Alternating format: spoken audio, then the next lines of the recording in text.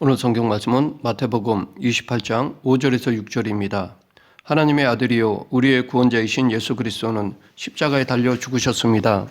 성경은 예수님이 십자가에서 죽기까지의 모든 과정을 기록하고 있습니다. 그 이유는 우리가 그것을 알아야 할 필요가 있기 때문입니다. 그런데 이 예수님의 십자가 죽으심은 하나님께로부터 철저히 버림을 받으신 것입니다. 그래서 엘리 엘리 라마 사박다니라고 절규하셨던 것입니다. 예수님이 십자가에 달리신 것은 대략 오전 9시였습니다. 그런데 특이한 것은 낮 12시부터 어둠이 온 땅을 덮어서 오후 3시까지 계속되었다는 것입니다. 이 시간은 하루 중 가장 밝은 시간으로서 흔히 우리는 이때를 대낮이라고 말합니다. 그런 대낮인데도 온 땅에 어둠이 덮였다는 것은 자연적인 현상이 아님을 의미합니다. 그러하기에 하나님께서 이 사건에 크게 관여하신 영적 사건이라 할 수 있습니다. 예수님의 죽음, 이것은 인류사의 한가운데 위치하는 가장 큰 사건입니다. 그리고 복음의 핵심입니다. 성경은 복음의 핵심을 십자가와 부활이라 말합니다. 세상의 모든 사람들이 예수님을 공경하고 존경합니다. 안 믿는 사람들도 예수님을 존경하는 사람들이 많이 있습니다. 그런데 믿는 사람과 안 믿는 사람과의 차이는 예수님의 죽음에 대한 태도에 있습니다. 그리스도인은 예수님의 죽음을 우리를 위한 죽음으로 믿습니다. 그의 죽음이 우리에게 구원의 의미를 가지고 있다는 것을 믿습니다. 예수님이 죽으시지 않으셨다면 부활하지 않으셨을 것이고, 그렇다면 예수님을 믿을 필요는 없을 것입니다. 예수님의 교훈만 배우면 되는 것입니다. 이것은 안 믿는 사람들이 하는 것입니다. 예수님을 구원자로 믿는 이유는 예수님의 죽음이 우리를 위한 구원이었기 때문입니다. 성경은 누가 예수님을 죽음에 이르게 하였는지를 알려주고 있습니다. 사도신경에는 본디오 빌라도에게 고난을 받으셨다고 되어 있습니다. 빌라도가 원하지 않았던 그의 명령에 의하여 예수님은 골고다에서 십자가의 처형을 당하셨습니다. 빌라도는 당시 로마의 총독으로서 세상 권력을 대표하는 사람이었습니다. 그는 정치 권력 또는 군대 권력의 힘으로 예수님을 죽음에 이르게 했습니다. 우리는 세상 권력이 하나님의 아들을 십자가에 처형할 정도로 악하게 사용될 수 있다는 것을 알아야 합니다. 빌라도는 개인적으로는 훌륭한 사람일 수 있습니다. 그는 로마에서 임명한 총독으로서 그만하면 정치적으로 성공한 사람이었고 더 성공할 수도 있는 사람이었습니다. 로마의 총독은 당시 세계에서 가장 뛰어난 엘리트였고 또한 그의 곁에는 현명한 부인도 있었습니다. 그 부인이 빌라도에게 예수님을 의인이라고 조언하기도 하였습니다. 물론 빌라도도 예수님이 무죄라는 사실을 알고 있었습니다. 그래서 예수님을 풀어주려고 하였습니다. 그러나 결국 그는 예수님을 죽음에 넘기는 결정을 하였습니다.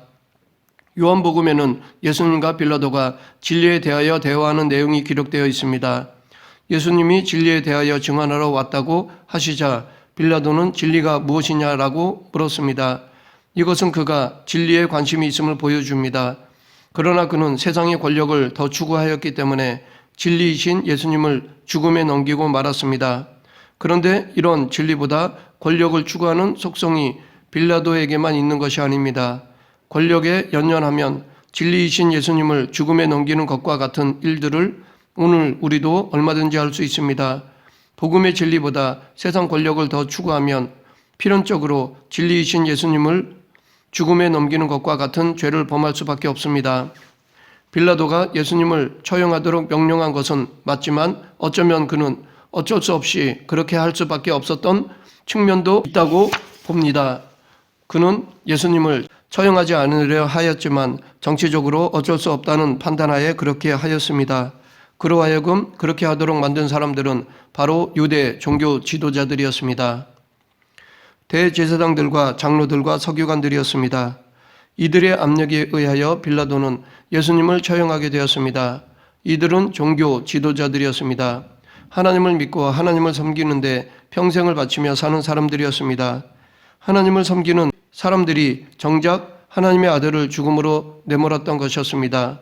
우리도 하나님을 믿는 사람들이고 하나님을 섬긴다고 말하지만 혹 종교적인 생활을 하고 있는 것은 아닌지 성찰할 필요가 있습니다. 진정한 그리스도인은 성령으로 우리와 함께 하시는 예수 그리스도와 교제를 나누며 동행하는 사람입니다. 성경을 통하여 주님의 말씀을 들으며 기도를 통해 주님과 대화를 나누는 사람이 진짜 그리스도인입니다. 당시 유대 종교 지도자들은 하나님과 교제는 없이 그저 종교 생활에만 젖어 있었습니다. 율법주의에 빠져 형식적인 종교 생활을 하였습니다. 그 결과 하나님의 뜻을 알지 못하고 마침내 종교 재판을 통하여 하나님의 아들을 죽이는 죄를 행하게 된 것입니다. 우리도 교회 다니면서도 얼마든지 하나님의 원수로 행동할 수 있다는 것을 알고 늘 깨어 있어야 합니다. 항상 자신을 성찰하지 않으면 그리스도인이란 이름을 가지고 하나님의 원수가 될 수 있습니다. 그러면 예수님을 처형한 사람들이 빌라도와 유대 종교 지도자들 뿐이었을까요? 그들이 주역으로 보이지만 사실 더 근본적인 주역이 있습니다. 바로 사탄입니다. 사탄은 예수님이 세상에 오실 때부터 죽이려고 작정하였습니다. 그래서 헤롯 왕을 충동질하여 아기 예수님을 죽이려 하였고, 예수님께서 세례를 받으시자 광야에서 시험하였고, 가룟 유다를 통해 예수님을 팔아넘기게 하였고, 결국 예수님이 하시는 일에 불만이 많았던 가룟 유다와 예수님을 시기하던 유대 종교 지도자들을 이용하여 예수님을 십자가에 처형하도록 하였습니다. 그러므로 우리는 예수님의 십자가 죽음의 원인을 단순히 사람들에게만 돌려서는 안 될 것입니다. 우리는 악한 일의 배후에는 사탄이 숨어서 공작하고 있다는 것을 한시라도 잊지 말아야 할 것입니다. 그러므로 우리가 참된 신자의 삶을 살려면 눈에 보이는 것만 봐서는 안 됩니다. 보이지 않는 악한 영들이 활동하고 있다는 사실을 직시하고 그 악한 영들을 대적하는 삶을 살아야 합니다. 이렇게 하기 위해 사도 바울은 영적 무장을 해야 한다고 하였습니다. 그런데 예수님의 십자가의 처형의 배경에 사탄만 있었던 것이 아닙니다. 십자가에 달리신 예수님은 엘리 엘리 라마 사박다니, 즉 나의 하나님 나의 하나님 어찌하여 나를 버리셨습니까? 라고 외치셨습니다. 예수님의 이 외침에서 우리는 하나님께서 예수님을 버리셨다는 것을 알 수 있습니다. 하나님 아버지께서 그 아들을 죽음에 넘기셨다는 것입니다. 여기서 우리는 예수님의 십자가 처형의 궁극적인 주체는 다름 아닌 하나님이라는 것을 보게 됩니다. 예수님의 죽음은 하나님의 뜻이었습니다. 물론 하나님이 예수님을 십자가에 버리신 목적은 앞에서 말한 다른 세력과는 전혀 다릅니다. 빌라도나 유대 종교 지도자들이나 사탄은 예수님을 멸망시키고 파괴하기 위함이었지만 하나님은 그들과는 정반대의 목적이셨습니다. 즉 인류를 구원하기 위해서였습니다. 인류를 구원하기 위해서는 주님의 죽음이 필요하였기 때문입니다. 그래서 하나님은 예수님을 십자가에서 죽게 하시기로 계획하신 것입니다. 세상의 죄 문제를 해결하고 죽음의 문제를 해결하고 사탄의 일을 멸하기 위해서는 이것 외에는 다른 길이 없습니다. 그래서 하나님은 당신의 아들 예수 그리스도로 하여금 세상 모든 인류의 죄를 대신하여 십자가에서 처형하도록 요구하신 것이고, 하나님의 뜻에 순종하여 예수님은 처절한 고통과 죽음을 감수하신 것입니다. 예수님이 십자가를 지신 것은 바로 우리들의 죄 때문이었습니다. 그러하기에 우리는 빌라도를 원망하기에 앞서, 또 유대 종교 지도자들을 비판하기에 앞서, 또 가룟 유다를 욕하기에 앞서 나의 죄가 예수님을 십자가에 못 박히도록 만든 근본적인 원인이었다는 것을 결코 잊지 말아야겠습니다. 사도 바울은 고린도후서 5장 21절에서 하나님이 죄를 알지도 못하신 이를 우리를 대신하여 죄로 삼으신 것은 우리로 하여금 그 안에서 하나님의 의가 되게 하려 하심이라 라고 하였습니다. 예수님은 하나님의 아들로서 죄를 알지도 못하신 분이셨습니다. 그럼에도 하나님은 그를 버리시고 그를 십자가에 못 박으신 이유는 우리를 대신하여 죄로 삼으심으로써 우리를 당신의 의가 되게 하려고 하셨기 때문입니다. 그렇기 때문에 예수님이 외치신 엘리 엘리 라마 사박다니라는 말은 하나님이 왜 나를 버리셨는지 그 이유를 몰라서가 아닙니다. 비록 그 이유를 알고 스스로 십자가의 길을 선택하셨지만 지금의 고통이 너무나 컸기 때문입니다. 예수님은 다른 이가 아닌 바로 우리를 위하여 하나님으로부터 버림을 받으셨습니다. 다음으로 예수님의 부활에 대해 살펴보면 예수님의 부활은 사복음서에 모두 기록되어 있습니다. 그런데 그 기록들이 서로 일치하지 않고 약간의 차이를 보이고 있습니다. 공관 복음서인 마태복음, 마가복음, 누가복음 사이에도 서로 차이가 있습니다. 이 차이는 복음서 기자들의 기록 목적에서 비롯된다고 하겠습니다. 부활하는 날 새벽에 예수님의 무덤을 찾아간 여인의 이름이 마태복음 28장 1절에 기록되어 있습니다. 그들은 막달라 마리아와 다른 마리아입니다. 마태는 두 여인이 이른 아침에 예수님의 무덤을 방문했다고 기록하고 있습니다. 그들이 무덤 앞에 이르렀을 때 놀라운 일이 일어났습니다. 큰 지진이 나며 주의 천사가 하늘로부터 내려와 돌을 굴려내고 그 위에 앉아 있는 것을 목격하였습니다. 그 천사의 형상은 번개 같고 그 옷은 눈같이 휘었습니다.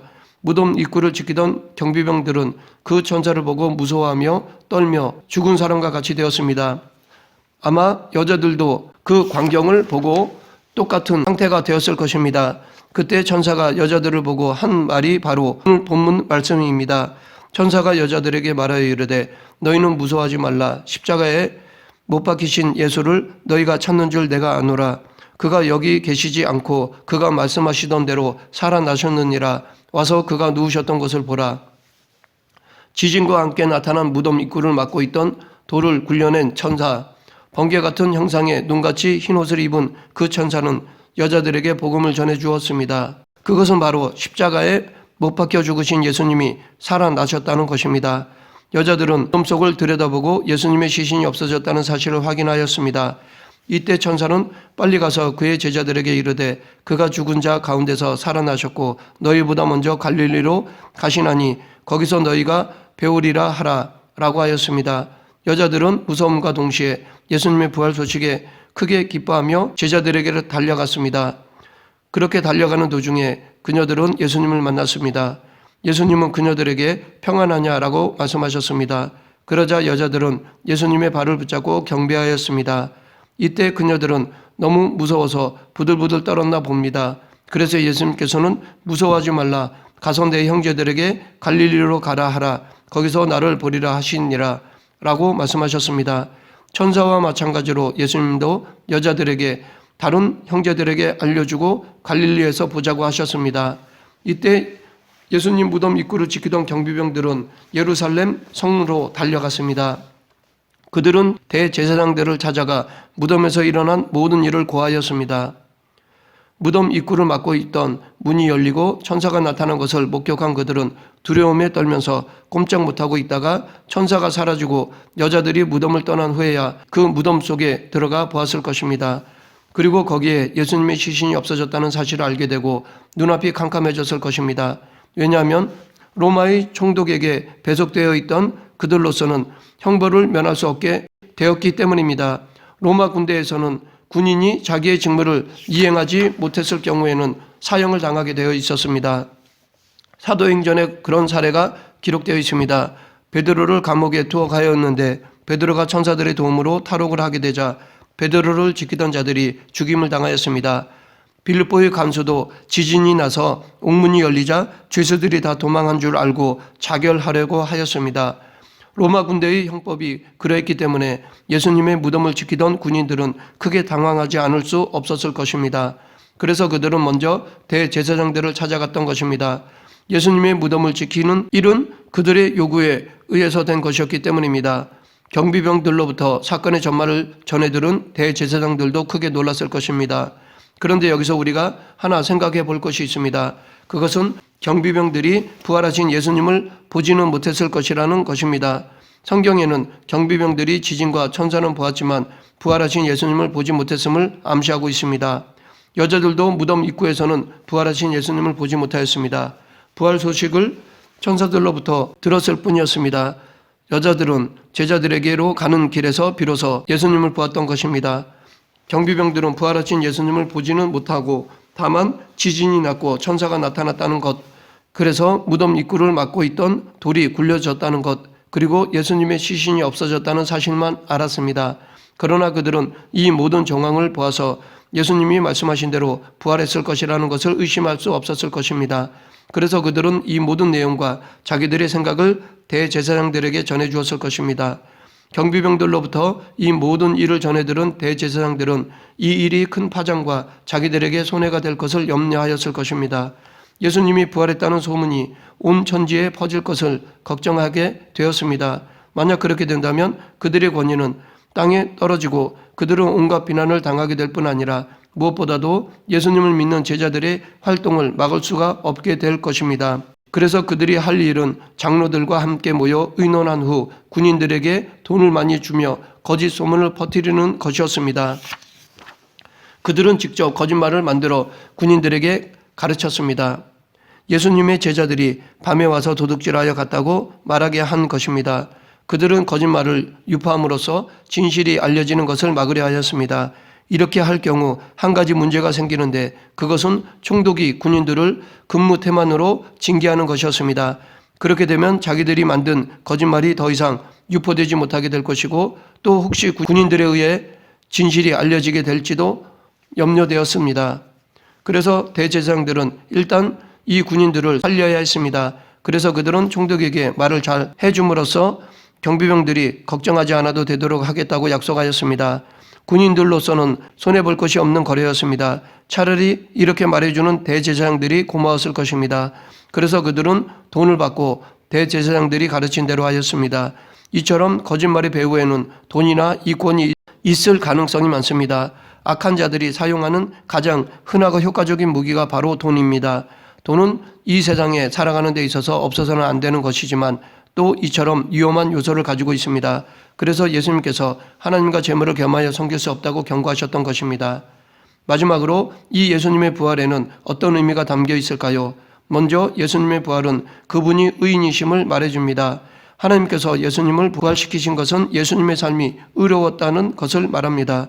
왜냐하면 하나님께서 불의한 자를 다시 살리실 리가 없기 때문입니다. 그러므로 예수님께서 부활하셨다는 것은 예수님이 의로운 삶을 사셨다는 것을 말합니다. 또한 이렇게 예수님이 의인이셨다는 것은 곧 예수님의 신실성을 말해줍니다. 즉 예수님께서 세상에 계시면서 하신 말씀들이 모두 진실이라는 것을 말해줍니다. 예수님은 자신의 모든 말씀이 진실이라는 것을 죽음과 부활로서 확증하신 것입니다. 만약 예수님의 말씀이 진실이 아니라면 하나님께서 예수님을 다시 살리실 이유가 없습니다. 또한 예수님의 부활은 그분이 죽음을 이기셨다는 것을 말해줍니다. 부활은 사망을 죽이는 사건입니다. 만약 사망이 죽지 않는다면 죽은 자가 다시 살 수 없습니다. 예수님 안에서 사망은 그 권세가 꺾였습니다. 사망은 더 이상 예수님을 이길 수 없게 되었습니다. 이 세상의 종교는 죽음을 극복하기 위하여 생겨났습니다. 인류는 종교 외에 다른 방법으로는 죽음을 극복할 수 없음을 경험적으로 알았던 것입니다. 그러나 다른 종교들은 모두 죽음이 주는 공포를 무시하거나 피함으로써 죽음을 극복하려고 하였습니다. 그러나 그것은 진정한 극복이 아닙니다. 왜냐하면 죽음이 아니라고 아무리 우겨도 그것이 죽음이 아닐 수 없기 때문입니다. 반면에 기독교는 죽음을 이긴 종교입니다. 그래서 예수님은 친히 죽임을 당하신 것이고 죽음으로써 끝이 아니라는 것을 부활로서 친히 보여주셨습니다. 결국 예수님의 부활은 사탄에 대한 승리를 말해줍니다. 마귀가 가진 가장 큰 무기인 사망을 예수님은 부활로 이기셨습니다.